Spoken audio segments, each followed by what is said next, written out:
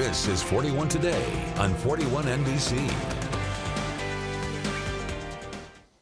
Welcome back. A study finds Amazon has a high rate of warehouse injuries, and ChatGPT may be able to predict stock movements.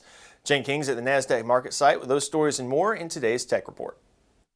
A finance professor at the University of Florida says that large AI language models may be useful when forecasting stock prices.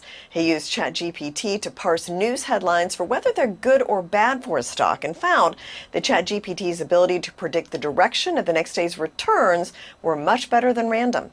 And Warner Brothers Discovery unveiled its new flagship streaming service called Max. It will combine programming from hbo-max and Discovery. The company's new bundled service will launch on May 23rd and cost between $10 and $20 a month. Well, in 2022, Amazon warehouse workers suffered serious injuries at more than twice the rate of comparable facilities. That's according to a report by the Union Coalition Strategic Organizing Center. Amazon also disputed the center's use of the term serious injury. The company said the term could capture any injury that could lead to an employee taking time away from work or spending time working in another role, including what it considers to be minor injuries, such as a strain that might require a worker avoid lifting heavy boxes. And Dish Network drops to a 24-year low on concerns about subscriber losses. Dish is attempting to transform its business from a pay TV provider to a broadband wireless company, but it's taking longer and costing more than expected.